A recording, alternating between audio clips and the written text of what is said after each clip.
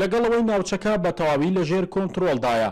بە درێژایی دەشتی تبج و دەریاچەی حەمرین هێزی پێشمەرگە خۆی بۆ هەموو ئەگەرێکی تیرۆریستی و جوڵەی تیرۆریستان ئامادە کردووە. بەرپرسی میحوەری تبج و نەقشبەندی هێزی پێشمەرگەش باس لەوە دەکات هەبوونی جوڵەی تیرۆریستان لەم ناوچەیە دەگەڕێتەوە بۆ کۆتایی هاتنی تەمەنی تیرۆریستان لە مووسڵ و گەڕانەوەی چەکدارە پەرتەوازەکانیان بۆ زنجیرە چیای حەمرین. دڵنیایی ئەوەشیدا ناوچەکە لەژێر مەترسی هەڕەشەی تیرۆریستاندا نییە. دوای ڕزگارکردنی ناوچەکان حتمەن هێزی دوژمن ئەوێ بوونی خۆی لە مەتەکە بسپێنێ مەفرەزەی پەڕاگەندیان بووە لێرە و ئێستش جموجولیان لە مەتیقەکە هەیە لە دوای ئەو وەزعی لە مووسڵ ڕوویدا و هێزەکانی داعش تێکشکە ڕەنگە مەفرەزەی پەراگەندەی زیاتریان هاتوێتە مەنتیقەکە بەڵام لێرە ئەم لیوایە و لیواکانی تری هێزی پێشمەرگەی کوردستان کە لە سەنگەری بەرگریان ئەو ساو ئێستەوە بۆ داهاتوش هەمیشە ئەو قارەمانانن کە دڵنیایە دەنە خەڵکی کوردستان تا ئەمان لێرە بن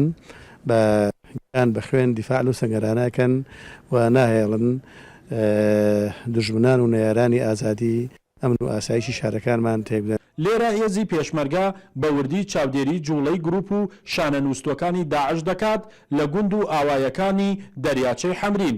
پێشمەرگە دەڵێت لێرە سەنگەر قایمە و ڕژانی خوێنی هاوڕێکانیشمان بۆ ئازادکردنی ئەم ناوچەیە زیاتر هانوان ئەدات بەرگری لێرە بکەین.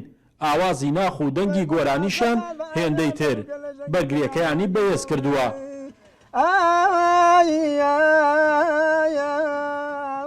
دیارە لە منتیقەکە زم و جۆڵی داعش بە شێوەی ڕوبەڕوو نییە بەڵام ناوەناوە دەبیستێن لە ناوچەی ئاوەکەی حەمرین دەپەڕنەوە بۆ ئەوەرێ ئەوواتی ناسیفە ئەوانە دادنێن بەڵام تا ئێستا هیچ نەتوانیوە هیچ جەبئێک لێمە بگرن ڕوبەڕوومان ببنەوە هەر بە شێوەی دەیکەن بە شێوەی دزی. پێشمەرگە ئێرەی گرتووە بە خوێن گرتوویەتی بە خوێن دەیپارێزی و بە خوێنیش دەیداتەوە.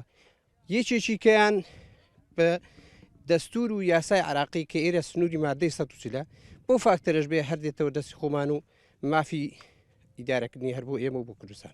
ماوەیەکە جوڵەی تیرۆریستانی داعش لە سنووری حەوزەی حەمرین و چەند گوندێکی ناحەی سعدیە و جەلەولا هەستی پێکرێت. کۆی جوڵەی تیرۆریستانیش وەک هێزی پێشمەرگە ئاماژەی پێکرد لەو ناوچانەیە کە لەژێر کۆنتڕۆڵی سوپای عێراق و حەشدی شەعبیدایە و کەمترین بەرکەوتنیان لەگەڵ پێشمەرگە و هێزە ئەمنیەکانی هەرێمی کوردستاندا هەیە. شاخەوان محەممەد، کورسات نیوز، دەشتی تبج.